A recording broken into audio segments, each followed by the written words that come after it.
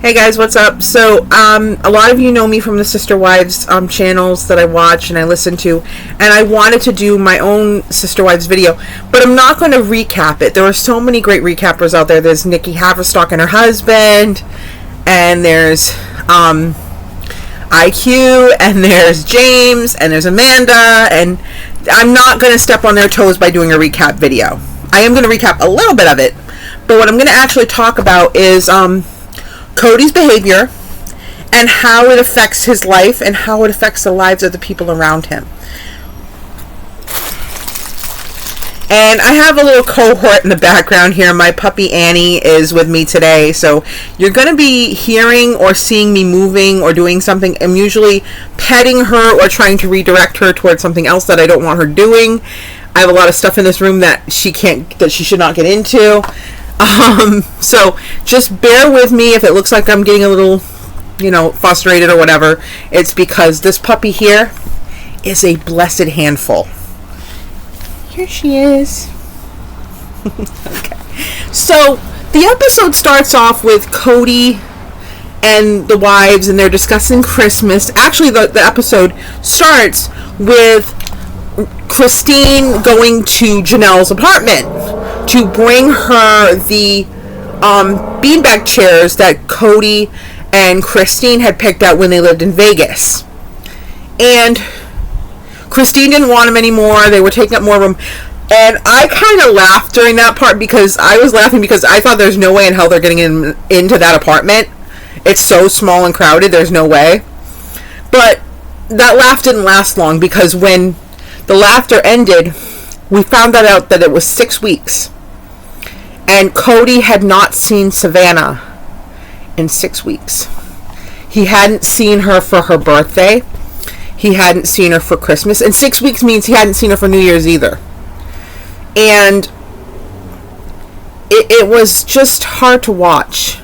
And hearing this young lady say that she was mad at her father because her father hadn't seen her.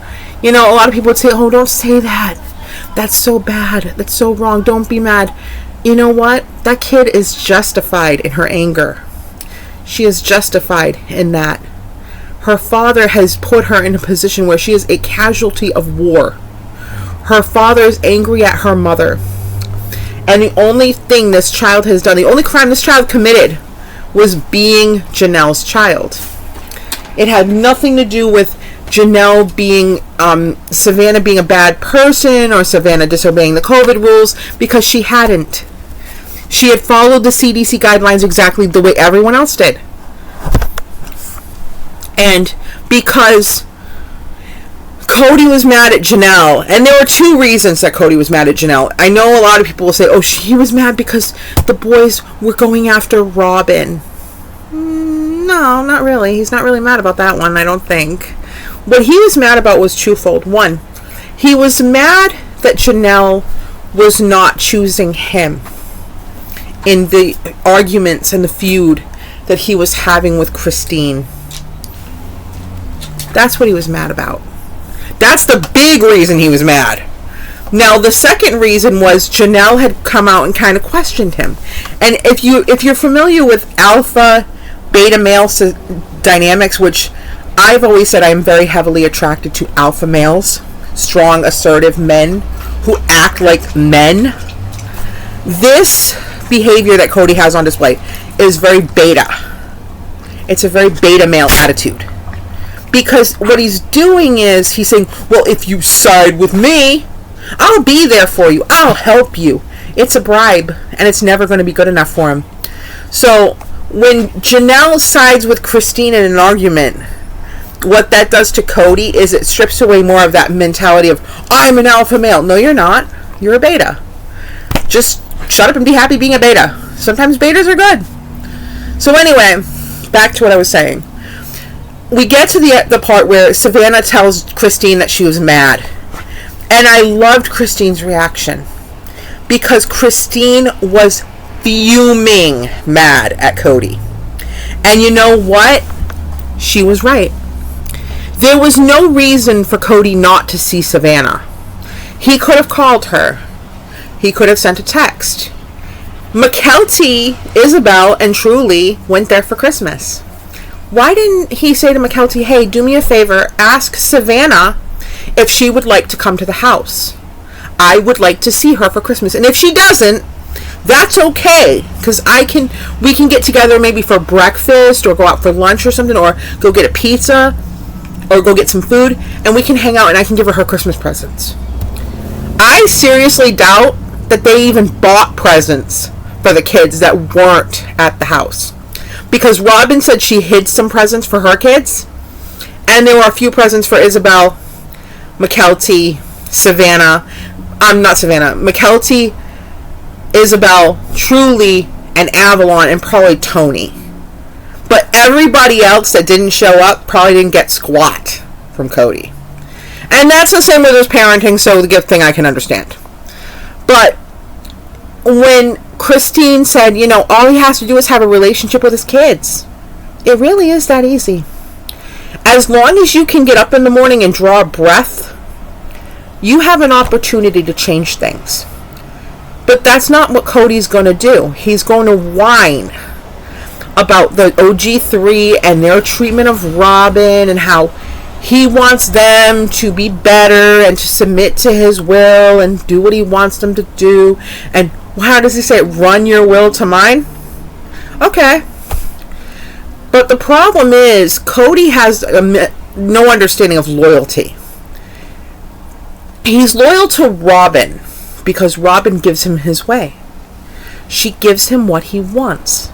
He wants a wife to bow down and do what he says. Christine, Janelle, and Mary were around long enough to know that that's not really what this was. I do not believe that Janelle ever thought she signed up for patriarchy, not for a second. Because that's not the attitude that Kody had when he first married these women. That became the attitude when his religious group, the AUB, watched the show and got pissed that this man was not doing that. He was not being an alpha male. He was being a beta. And his wives were telling him what they were going to do. That's what happened. That's really legitimately what I think happened. So we move on in the episode, and Kody gives his kids the 5 that he has with Robin, these scooters and helmets, and Robin looks freaked out. And she's scared that they're going to get hurt, and who could blame her? I mean, Cody's not exactly the most responsible human being on earth, and we saw him trying to teach Truly to ride a bike, and that was a mess. So when we get to the point where we're talking about how the holidays went and they're over now, and you see the scooters and you see how Kody has handled things, you have to know that all of that comes from a place of his ego is so fragile. Anyone ever see the movie A Christmas Story? You remember the part where the dad wins the lamp and they bring it to the house and he says, "Fragile, it must be Italian." And his wife goes, "No, that means fragile. It says fragile on the box." And that's Kody's ego. It's fragile. And what has happened is his children no longer respect him because they've been given nothing to respect from him. They don't like Robin. They have never said they don't like their kids, and I'll get into that in a minute.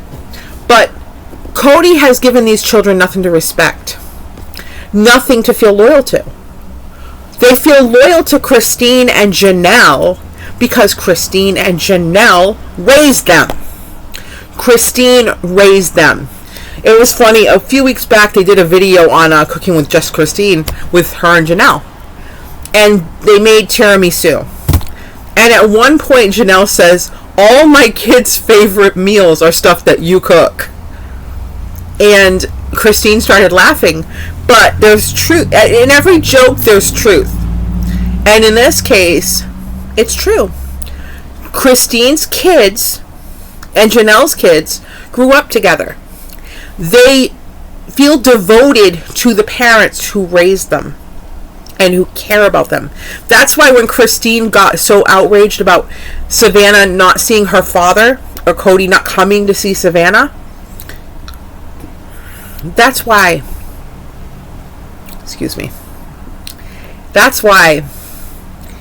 it was so cool to see Christine get so upset. And I'm not saying it was cool that Christine had to get that upset and that Kody was not seeing his child. What I'm saying was the outrage that Christine felt was cool, because it shows you how much Christine loves Janelle's kids. The fact that Christine said to Maddie, am I still going to be the grandma to your babies? The Oma to your babies? Yes. Maddie said it. She feels more loyalty to Christine than she does to her dad and Robin. And for good reason. Christine was there. Christine raised them. When they were sick, it was probably Christine putting cold compresses on their head and reading them books and singing them songs and trying to make them feel better and helping them with their homework and taking care of them when they had, some sort of bad day or an emotional issue. It was Christine probably hugging them and telling them, it's okay, we love you anyway. That's what that was. That's why these kids aren't loyal to Kody, because Kody was not there for them. Especially the middle ones. The older ones, McKelty, I can kind of understand it, but the middle kids, Gabe, Garrison, Peyton, Gwendolyn, Savannah, they don't have that with Kody, because by the time they were at the point where they could have had it, he was with Robin. And he basically left them. He said, kick rocks, peace out, I'm out. And he went to Robin's house and he stayed there. That's why her kids feel that loyalty to Kody, because that's what they got from him. And that's why Christine was so anti the one house idea, because she did not want to sit there and watch her husband be a better husband and father than he was to her and her kids. And she didn't just view it as being her 6 kids. She viewed it as Janelle's children as well, because he would have done the same thing to them and the same thing to Janelle. And that's where the problem was. So when Kody says, you weren't loyal to me, you didn't do what I wanted you to do, he's not punishing Janelle by not showing up. He's punishing Savannah. And he's punishing Savannah for simply the crime of being Janelle's daughter. It has nothing else to do with Savannah didn't obey me, Savannah didn't listen, Savannah didn't follow the COVID rules. That's not it. The problem was Kody was mad because Janelle sided with Christine. Not only that, but she badmouthed Robin. That's where the problems really are. It has nothing to do with, she sided against me with Christine. It was, she badmouthed Robin. If she would just do what Robin does and blindly obey me and submit and do what I say, I wouldn't have a problem. But he still would.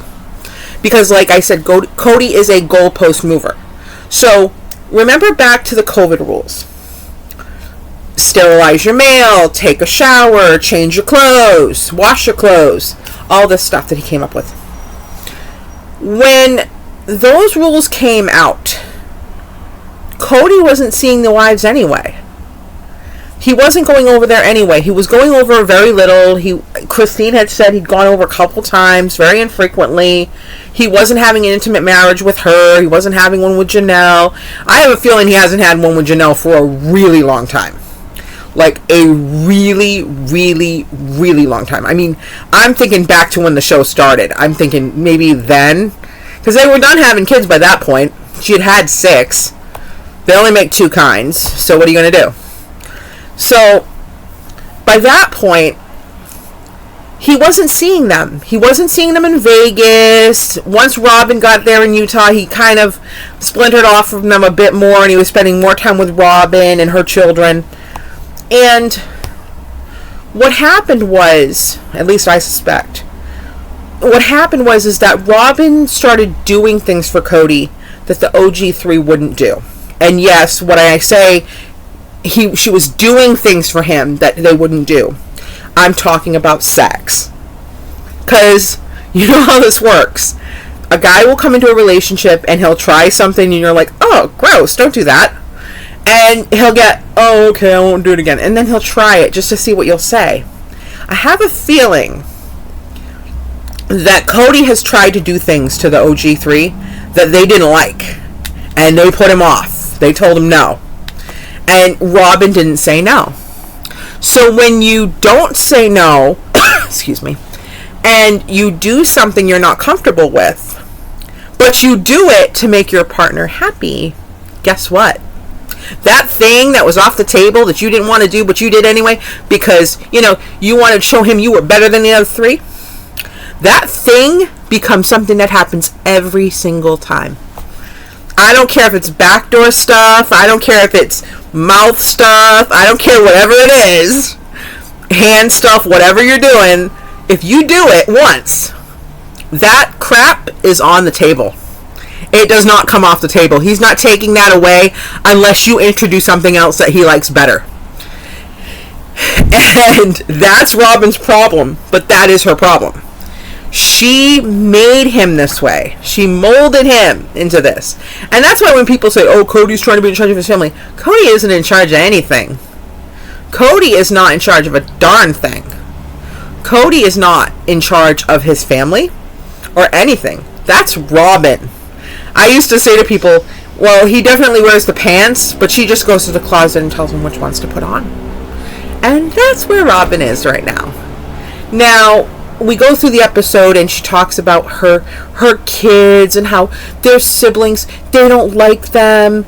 And the funny thing is, I've read a lot, I've watched a lot, and I've heard Peyton do interviews where he says Dayton's a cool guy. He has no problem with his brothers and sisters. He doesn't. None of them do.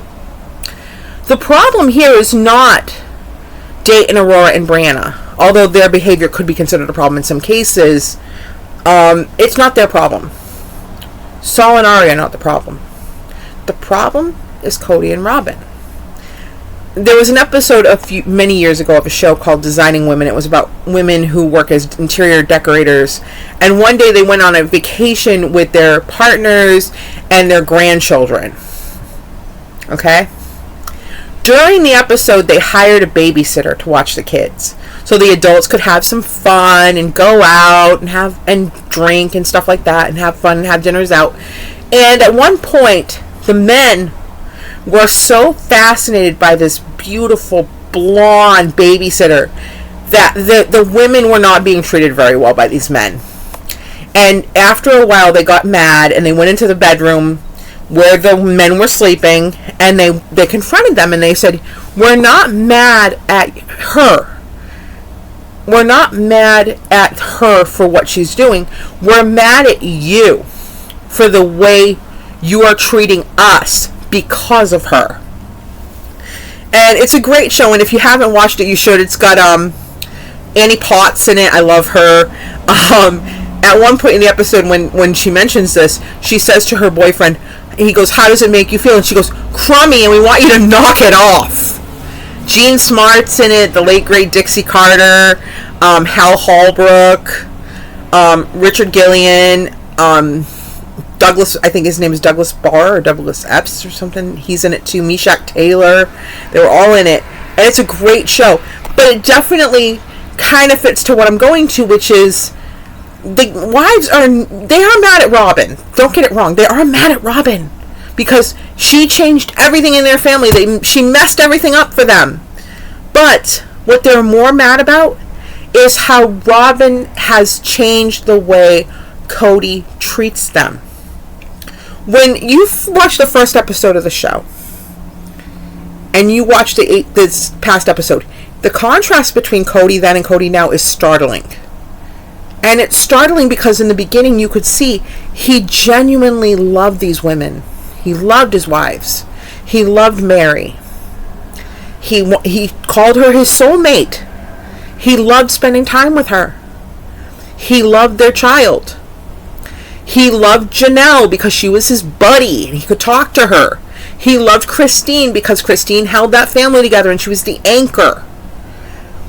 But the minute that Robin came in and tried to make him into an alpha male and all these women were treating him like the beta they knew he was, it pushed them all out. So when he went oh, well, you're going to obey my rules. And the wives are like, no, we're not. Because they weren't used to that Kody. They were used to Kody being more laid back, being more submissive, letting them do what they wanted to do, being more independent, not needing him the way that Robin did. And I admit that when you have an alpha male, it's nice to have a man who knows what he wants and who you can depend on when you need strength, or you need somebody to do something for you, or you need somebody to kind of give you, like, I have moments in my life where, just a personal thing, my mom passed away 4 months ago, and there are times where I don't know what to do. I get stressed out, and I'm like, what do I do? I don't know what to do. And yeah, I'm an adult, but I would still turn to my mom, and she'd be like, well, why don't you relax? Why don't you go read a book? Why don't you go sit down? Why don't you take a drink? Why don't you go get a drink of water? Go do this, go do that. And it would be nice to have somebody to do that. And a few weeks ago, not even a few weeks ago, last week, 2 weeks ago, I cracked at work. I had a meltdown. I was sobbing uncontrollably. I was miserable. And what happened was, I got home, and my best friend just kind of coughed up the answer. He was like, listen to me. You're going to go home. You're going to eat lunch. You're going to take a shower. And you're going to go to bed. And I needed somebody to step in and tell me those things, because I wasn't listening to them. I wasn't listening to what my body told me to do. So when you have somebody like Kody, who is a beta male, by the book beta, and he tries to become an alpha, the natural response of the women who have had to put up with him for years and years and years and years and years is to laugh at him a little bit and say, no, we're not going to do that. And that's what happened. Robin came in and she told him, I'm not going to do that. I'm going to obey you. I'm going to submit. I'm going to give you whatever you want. And that's the problem. She gave in too much, and now she's stuck with this beta male who thinks he's an alpha. He's in the midst of an identity crisis, folks, and he wants everyone to obey him. It ain't going to happen. Good luck with that. But what is going to happen is, as long as he keeps pushing this beta male mentality, he is going to lose his family. He is going to lose his wives, which he has. He's going to lose his children. Think about this. Kody has 18 kids, right?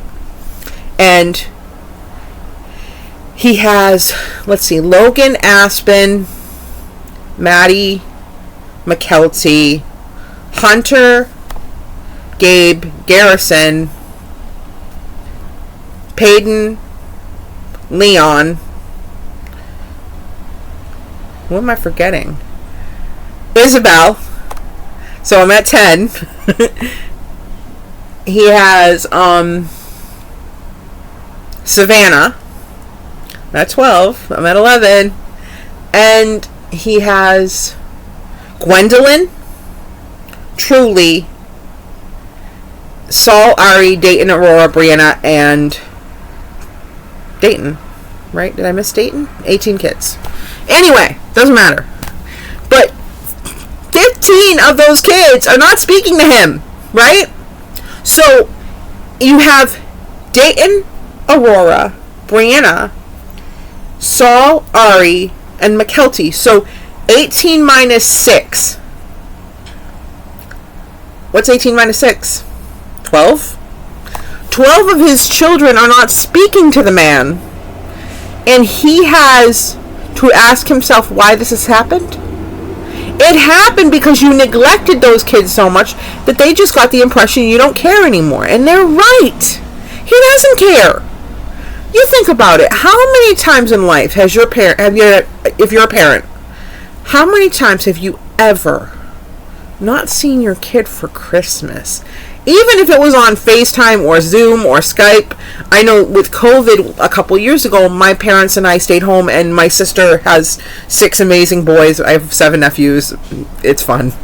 But never once have we missed a Christmas with them. Even during COVID, we Skyped or we Zoom called each other so we could watch the kids open their gifts, so we could watch the adults open our gifts. it was never a situation where we miss Christmas, because that's just not something that we do. We get together, we do what we have to do. And for Kody to turn around and say, I didn't see my kids because my ex-wife shattered my family. No, they didn't. They did what they've always done. They acted the way they always do. And that is Kody's fault for not seeing his kids. He didn't see his kids because he chose not to see his kids. And that unfortunately affected Savannah negatively, probably the most, because he got to see Truly. He got to see Isabel. He didn't get to see Gwendolyn, but I think it was because Gwendolyn spent the time with her wife's family, not with her own family. But Kody didn't see Savannah for her birthday. He didn't see her for Christmas. And he didn't see her for 6 weeks because he chose not to see her. Why didn't he say one day, hey, look, I'm going to come by the school after you get out. I'll pick you up. We'll go out and get some ice cream. We can talk. He didn't do that because that's too much effort. He wants these women to make the efforts so he sees his kids. But that doesn't work that way. You have to make the choices to show up. You have to make the choices to see your kids. And that's what that is. And that's what didn't happen. And Kody should be ashamed of himself. He really should. But he's not self-aware enough to show shame. So now he's trying to blame Janelle. And that's, you know what, he can do that if he wants to, but it ain't going to work. Because it's not Janelle actively preventing him from seeing Savannah. It's Kody using excuses, which he's so good at. So that's the biggest problem here. Kody is making excuses. He doesn't want to see his kids. He doesn't want to be a father to them. He doesn't want to guide them in the right directions. He doesn't want to do the things that he would need to do. And he doesn't want his children to have opinions of their own. That's the biggest problem here. These people have opinions of their own. They want to, they're going to tell you what they want. And that's it. And then just because he doesn't want to see them, he's not going to. And you have situations where, like, Mykelti went to the house. Why didn't Mykelti ask Savannah, hey, girl, I'm going to see Dad. You want to come? That would have been the easiest thing in the world to do. Am I wrong? Right? It would have been so easy just for Mykelti to say, hey, Savannah, we're going to Dad's. You want to come? You want to come with us so you can see him? It strikes me as so odd with Mykelti. I want to like her. I do. I want to like her. But I have a hard time because I sit here and I listen to the things that have been said and the things that she's done and her reaction to certain situations. And I'm just like, wait a minute, girl. Your dad chose to not go with your sister for surgery.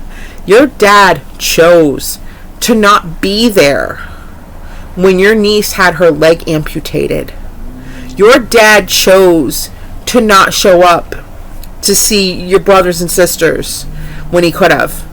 He didn't have to go watch you give birth. I get why you didn't want that. But your other siblings live in the same place. Why didn't he go and see them? Because he couldn't. Because he wouldn't. He says it's all about his tender age children. The last I checked, when he married Robin, he was away for 11 days. Just after Christine had had Truly. A newborn isn't a tender age child. A newborn needs you more than anything else. They need humans. They can't take care of themselves. They're potatoes. Baby potatoes. You need to take care of baby potatoes. So when I hear Christine call Mykelti the bridge, I kind of laugh a little bit because that's not really accurate. Christine, I love her to pieces. I think she's one of my favorite characters on the show. One of my favorite people on the show. She's not a character. She's a person. One of my favorite people on the show. My problem is that if Mykelti is truly the bridge, why isn't she telling Kody, Dad, I can call Savannah for you and see if she wants to come to the house. I can go pick her up. Or, hey, Dad, why don't you, go meet Savannah for ice cream? I'll give you, I got a gift card here. Go meet her for ice cream or something. And the same reasons that Kody won't go are the same reasons that Mykelti won't do that. Because she doesn't want to. So, as long as that's going on, it's going to be very hard for Savannah to forge any sort of relationship with her father. But that's on Kody. I would tell Savannah if she were here, honey, you're an amazing girl. Your father not seeing you is not your fault. It's his fault. It's his loss on you. You are an amazing person. You deserve better than what your father has given you. And you will find it. You know, even if it's with another person or within yourself. More importantly, find it within yourself. You have siblings who love you and want to care for you. Your brothers are amazing men. Learn from that. Learn from them, not your dad. Because as long as your father is being selfish and narcissistic and demanding things from your mother and from you, conformity, you will never get what you want from him. But that's okay, because you will be better off without him.